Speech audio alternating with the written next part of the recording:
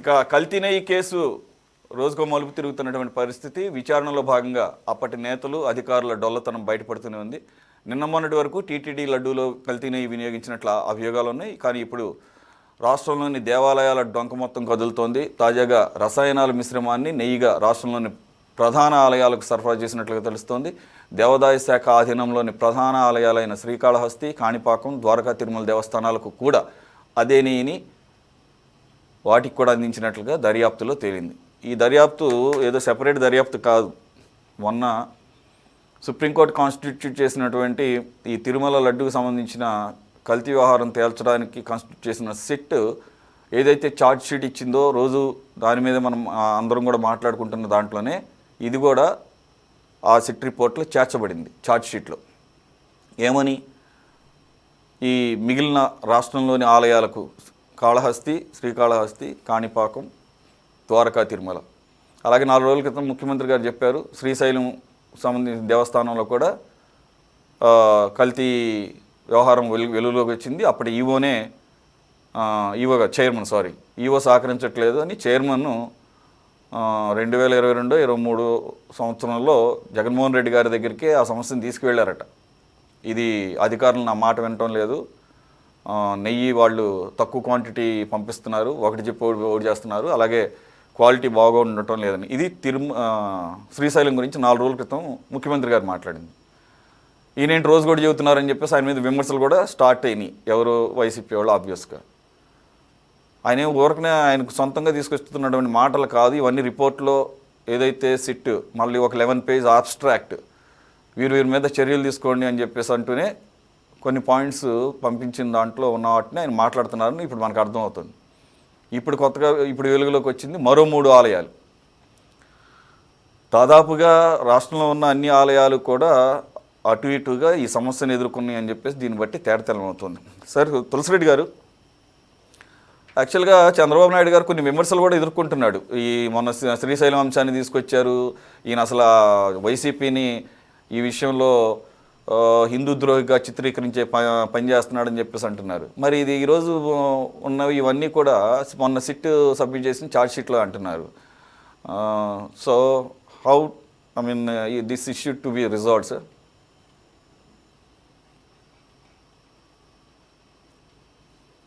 రాజు బంటు కథ హలో వినపడుతుందా? రాజు బంటు కథ జ్ఞాపకం వస్తా ఉంది. ఇక్కడ ఒక మంచి రాజు వేటకు పోయాడు. ఎండాకాలము, మిట్ట మధ్యాహ్నము, నిద్ర వస్తా ఉంది. ఒక చెట్టు కింద వచ్చేసి నిద్రపోతా ఉన్నాడు. పక్కనే బంటు, ఆ రాజు అంటే అమితమైన ప్రేమ.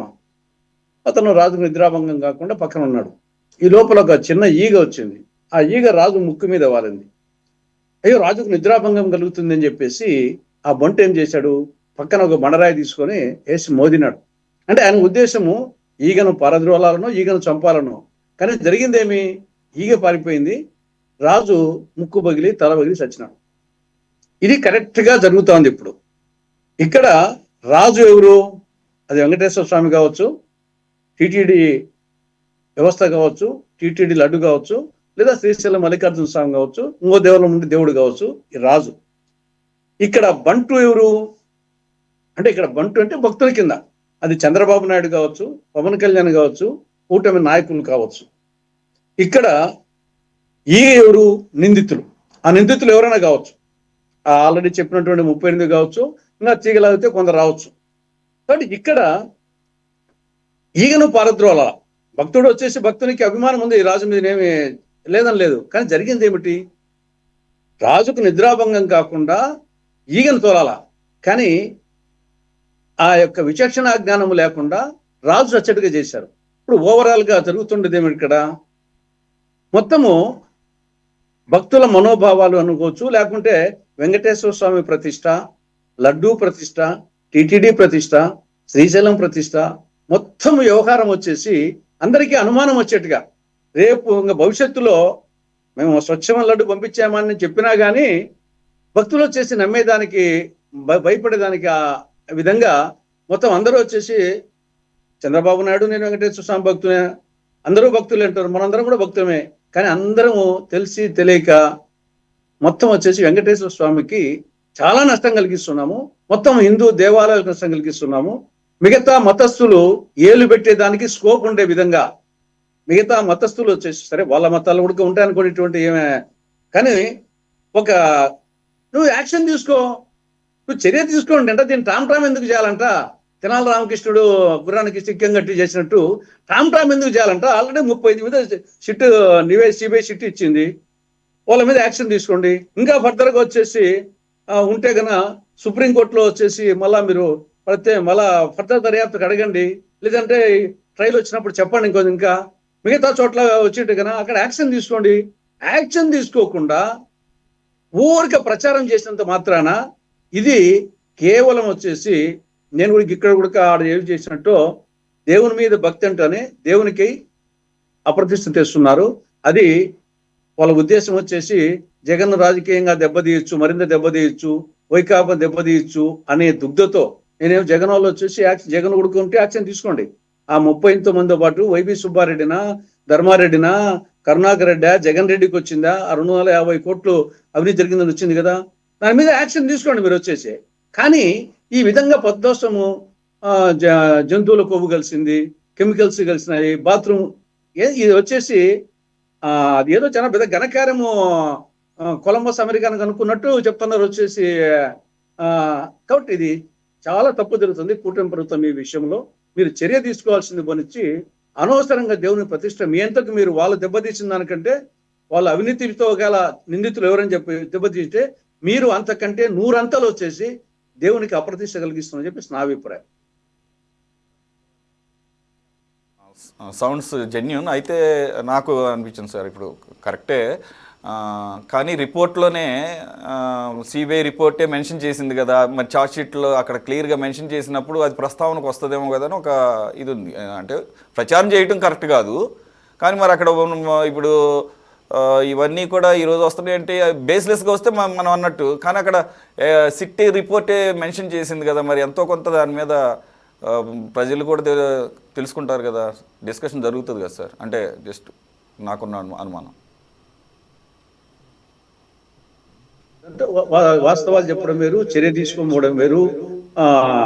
ఇక్కడ అది కనిపించడంలే. ఇక్కడ ఎంతసేపు వచ్చేసి 2024 సెప్టెంబర్లో చంద్రబాబు నాయుడు గారు ఆ పార్టీ మీటింగ్ లో జంతువుల కొవ్వు కలిసింది అనే దాని మీద యాక్చువల్గా పామాయిల్తో చేశారంటే పబ్లిక్ లో ఇంత రియాక్షన్ రాదు. యాక్చువల్గా టీటీడీ నెయ్యితో చేయాలని ఆశిస్తాం. మన ఇంట్లో కూడా వచ్చేసి కొన్ని సంపన్న కుటుంబాలు నెయ్యితో చేసుకుంటాయి స్వీట్స్, కొన్ని బీద కుటుంబాలు పామాయిల్, వేరుశనగ నూనె, సన్ఫ్లవర్, సాఫ్లవర్ చేసుకుంటారు, దాన్ని అపవిత్రంగా భావించరు. కానీ జంతువుల కొవ్వు, పంది కొవ్వు ఇవి అన్నప్పుడు అది ఎక్కువ యాక్చువల్గా వచ్చింది. ఇప్పుడు అది నువ్వు యాక్షన్ తీసుకో. ఇప్పుడు వచ్చేసి మీ చేతిలో ఉంది వాస్తవం.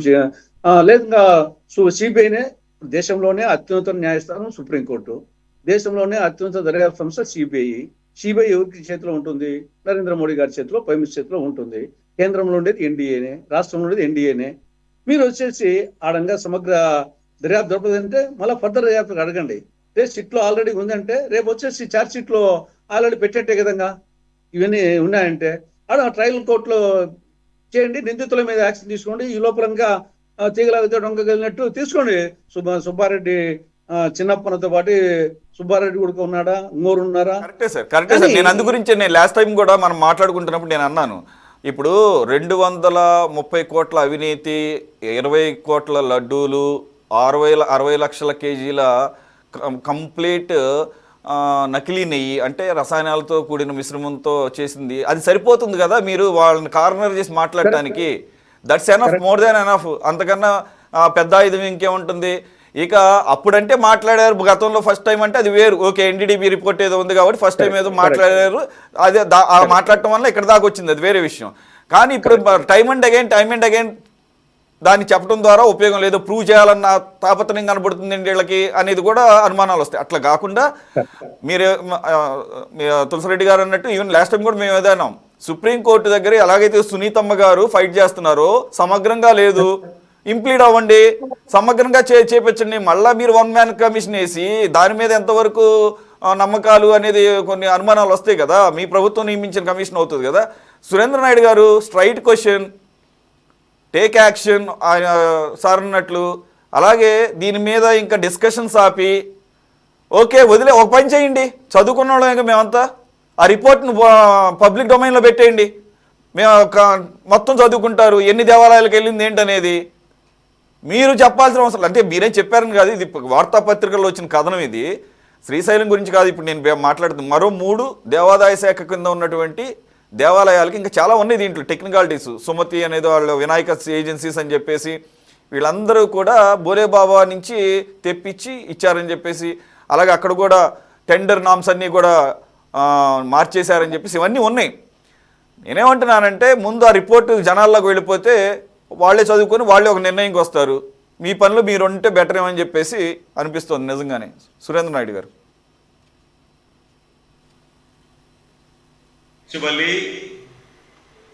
నెయ్యిలో నెయ్యే లేదు, కొవ్వు కలిపింది వాస్తవము అనేసి రిపోర్ట్లు వచ్చాయి, రిపోర్ట్లు జరుగుతూ ఉంది. ఒక నిమిషం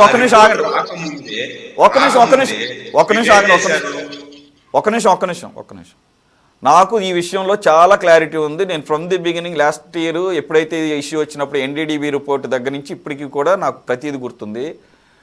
వచ్చినటువంటి ఎస్ వాల్యూస్ని బేస్ చేసుకొని ప్రాబబిలిటీస్ రైజ్ అయినాయి అక్కడ పారామీటర్స్ ప్రకారంగా.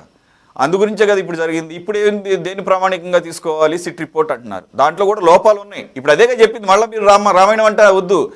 ఎన్డీడీబీ ప్రామాణికత చాలా హైగా ఉందని చెప్పేసి ఈ దేశంలోనే ఉంది. అలాగే వీళ్ళు పంపించిన ఎన్డీఆర్ఐలో చాలా లిమిటేషన్స్ ఉన్నాయి, 10 అనే ఒక ఫ్యాక్టర్ ఉంది, ఇవన్నీ ఇఫ్స్ అండ్ బట్స్ ఉన్నాయి. అలాగే వాళ్ళకి కమర్షియల్ ఆస్పెక్ట్లో టెస్ట్ చేసేటటువంటి కెపాసిటీ లేదని వాళ్ళే మెన్షన్ చేశారు.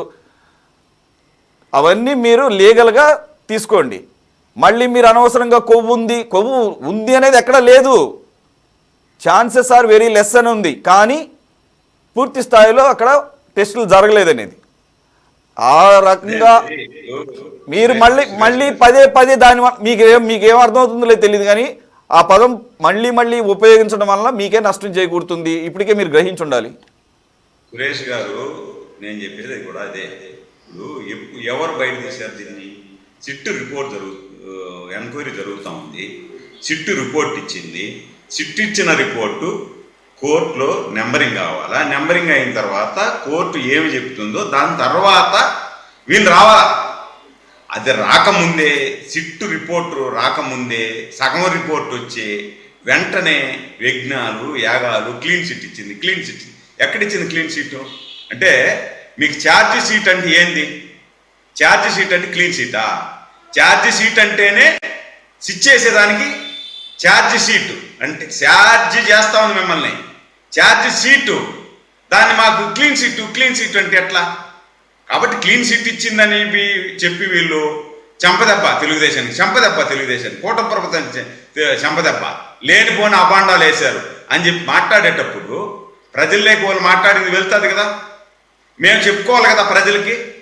నిజము, సిట్లో కల్తీ నెయ్యి కాని నెయ్యి వాడారు అనేది నిజము అనేది మేము కూడా చెప్పాలి కదా. మేము చెప్పాల్సింది కాబట్టి మేము చెప్తున్నాం. దాంట్లోనే ఇప్పుడు ఏం జరుగుతుంది చెప్పాలి కదా. దానికి ఓ పెద్ద పురాణం అంతా చెప్పాల్సిన అవసరం లేదు. నేను అన్నట్టుగా మూడే మూడు పాయింట్లు. చుక్క నెయ్యి లేదు, చుక్క పాలు లేకుండా 60 లక్షల కేజీల నెయ్యి 2021-24 మధ్యలో 20 కోట్ల లడ్డూలు తయారు చేశారు. అంతే, 4 పాయింట్లే, అంతకన్నా అవసరం లేదు. సురేష్ గారు, ఒక నిమిషం ఉండండి. అదే మేము చెప్తున్నది కూడా అదే. ఇప్పుడు పెద్దలు తులసిరెడ్డి గారు కూడా చెప్తున్నారు. ఏం చెప్తున్నారు? సంపన్నుల ఇంట్లో నెయ్యితో వంటలు చేసుకుంటారు, మిగతా వాళ్ళందరూ పామాయిల్తో చేసుకుంటారు. వాస్తవం, నేను కూడా ఒప్పుకుంటా. ఎక్కడ? ఇళ్లల్లో. దేవుడికి పామాయిల్తో లడ్డూలు చేసి పెట్టరు కదా. పామాయిల్తో లడ్డూ చేసి పెట్టాల్సినటువంటి ఆవశ్యకత ఏమొచ్చింది? దేవుడు ఏమన్నా బేదోడా? దేవుడికి ఏమన్నా డబ్బులు లేదా? ఎందుకు మీరు పామాయిల్తో లడ్డు చేసి పెట్టాల్సి వచ్చింది? ఒకవేళ నిజంగా మీరు చెప్పినట్టు పామాయిల్ అనుకుందాం, పామాయిల్తో ఎందుకు చేసి పెట్టారు మీరు? అది కదా ప్రశ్న. ఒకటి, ఇప్పుడు దాన్ని కట్ చేద్దాం. ఈరోజు టాపిక్ ఏంది?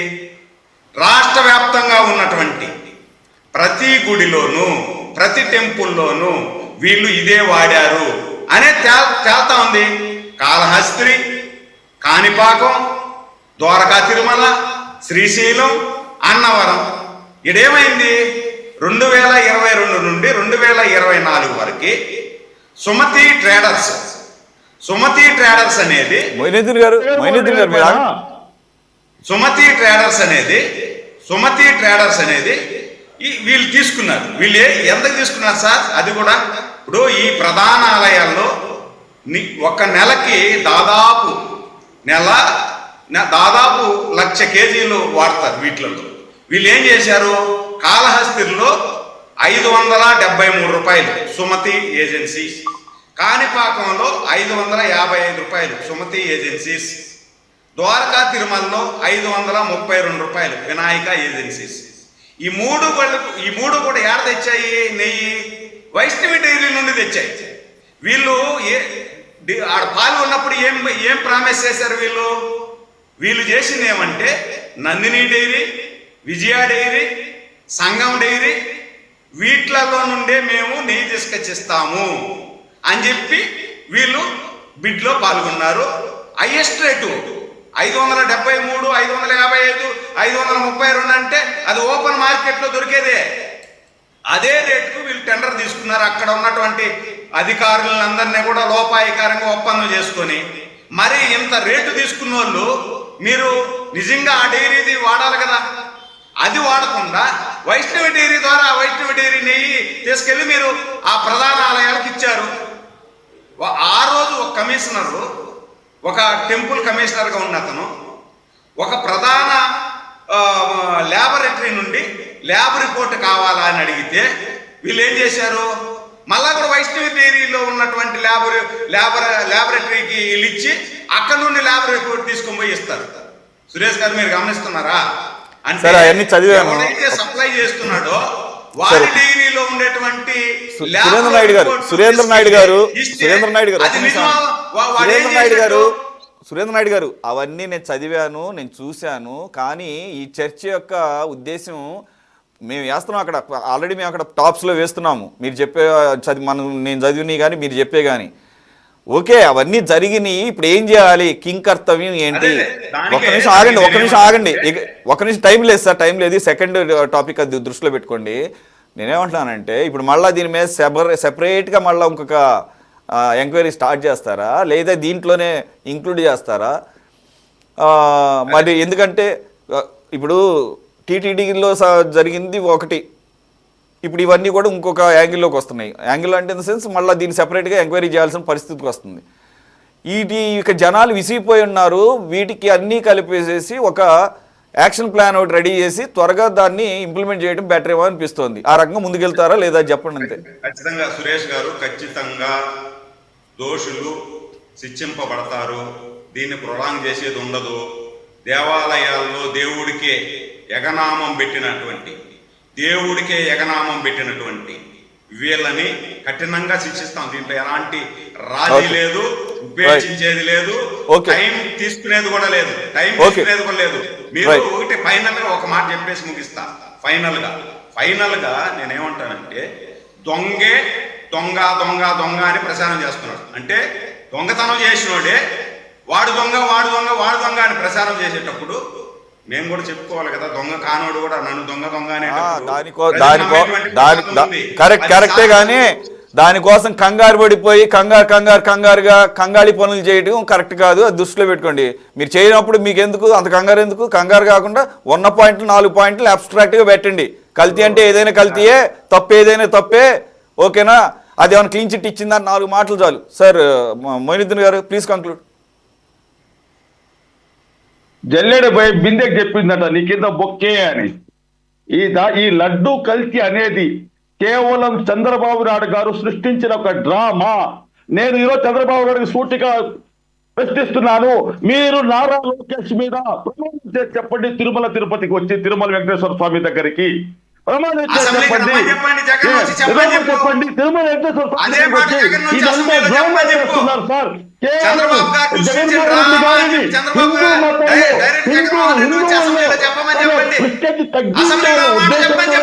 రాజకీయ దురుద్దేశంతో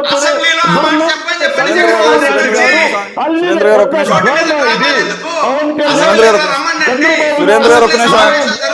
సురేంద్ర గారు ఒక్క నిమిషం ఆగండి. కరెక్టే మీరు మాట్లాడేది కరెక్టే. మీరు మాట్లాడేది కరెక్టే. ఒక్క నిమిషం ఆగండి. సురేంద్ర గారు మీరు సురేంద్ర గారు మొయినుద్దీన్ గారు ఇద్దరు ఆగండి ఒక్క నిమిషం. సురేంద్ర గారు ఒక నిమిషం ఆగండి సార్, టైం లేదు. ఒక నిమిషం ఆగండి. మొయినుద్దీన్ గారు మీరు కూడా ఆగండి. ఏదో అంటారు కదా ఆయన ఉంటే తెలచేరు ఎందుకని చెప్పేసి, అసలు భయం భక్తులు లేకపోవడం మూలంగానే కదా ఆయన్ని ఇట్లా ఈ రకంగా అపవిత్రం చేశారు. దేవుడు అంటే భయం కానీ భక్తి కానీ ఉంటే కదా మళ్ళీ అక్కడికి వెళ్ళి ప్రమాణాలు ఎందుకు. మీరు అన్నట్టు ఈ రాష్ట్రానికి అలాగే మన రాజ్యాంగానికి ఇంప్లిమెంట్ అయ్యేటటువంటిది అసెంబ్లీ అనేది ఒక పవిత్రమైన దేవస్థానం లాంటిదే. అక్కడికి వచ్చి ప్రమాణాలు చేయండి, అక్కడికి వచ్చి మాట్లాడండి. మీరేం చేయబెట్టి ప్రమాణాలు చేసిన పర్లేదు. ఒక నిమిషం ఆగండి. ఇదే ఒక్క నిమిషం ఆగండి. మీరు మాట్లాడే ప్రతి మాట కూడా అసెంబ్లీ అనే దేవస్థానంలో రికార్డ్ అవుతుంది. ఎలా పడితే అలా రోడ్డు మీద మాట్లాడినట్టు మాట్లాడటానికి కుదరదు. రెండో పాయింట్, మీరేమన్నారు, చంద్రబాబు నాయుడు సృష్టించింది అని అంటే కనుక మేము పిచ్చోళం ఆయన సృష్టిస్తే ఊరుకోవడానికి మేము మీకన్నా ఎక్కువ అడుగుతాం. ఒక్క నిమిషం ఆగండి సారు. ఒక్క నిమిషం ఆగండి సారు. చంద్రబాబు నాయుడు వేసిన సిట్ కాదు అది. సుప్రీంకోర్టు స్పెషల్గా కాన్స్టిట్యూట్ చేసినటువంటి సిట్ అది. సంవత్సరంన్నర పాటు 12 రాష్ట్రాల్లో. ఒక నిమిషం ఆగండి సార్, ఒక నిమిషం ఆగండి. మీరు ఫస్ట్ పాయింటే మీరు చేతులు ఎత్తేశారు. చంద్రబాబు నాయుడు గారు సృష్టించినటువంటి కథ అంటే ఎట్ట కుదురుతుంది? 12 రాష్ట్రాలు ఒక నిమిషం ఆగండి సార్, కంక్లూడ్ చేసేలా ఆగండి. ఒక్క నిమిషం ఆగండి. మీరు ఆయుధాలు మా చేతుల్లో పెట్టి మీరు మాట్లాడుతుంటే కుదరదు. సిట్ కాన్స్టిట్యూట్ చేసింది చంద్రబాబు నాయుడు కాదు. సిట్ని 12 రాష్ట్రాలకు పంపించింది చంద్రబాబు నాయుడు కాదు. ఒక్క నిమిషం ఆగండి సారు. అలాగే 36 మందిని పెట్టించింది, నిందితులుగా చేర్చింది చంద్రబాబు నాయుడు కాదు. సిట్ రిపోర్ట్లో ఉన్న ప్రతి పాయింట్ చంద్రబాబు నాయుడు పెడితే పెట్టలేదు అక్కడ సిట్ ఆయన చెప్పితే. అలా అనుకుంటే సుబ్బారెడ్డి గారిని ముందు పెట్టాలి. సుబ్బారెడ్డి గారు అసలు లేడు లిస్టులో, కరుణాకర్ రెడ్డి గారు లేడు. కాబట్టి ఇలా ఎలా పడితే అలా మాట్లాడితే ప్రజలు ఒప్పుకోరు సార్. మీరు మీ బ్యాటన్ అంటే తెలుసా? ఒక్క నిమిషం ఆగండి. మీరు కూడా తప్పులు చేస్తున్నారు. మీ బ్యాటన్ అంటే మీ ఆయుధం ఏంటో తెలుసా? దాంట్లో జంతు కవిని ప్రచారం చేశారు, అది లేదు. ఆగండి ఒక్క నిమిషం. సుబ్బారెడ్డి గారి లాగా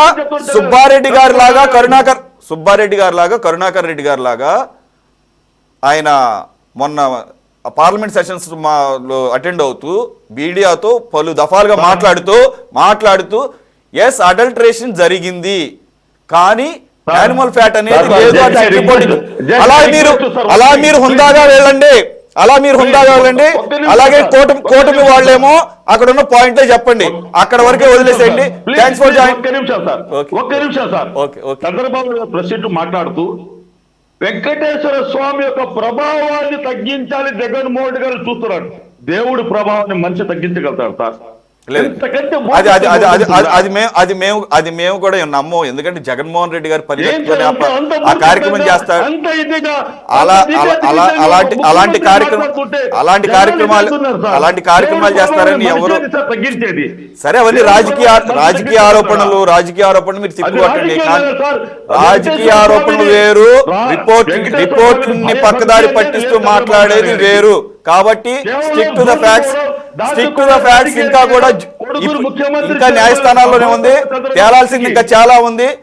థ్యాంక్స్ ఫర్ జాయినింగ్ మొయినుద్దీన్ గారు, తులసిరెడ్డి గారు, సురేంద్ర నాయుడు గారు అండ్ కృష్ణ అనిల్ గారు. ఇది వాటి టాప్ డిబేట్. మరో అంశంతో మళ్ళీ కలుద్దాం. Stay tune to city 24/7.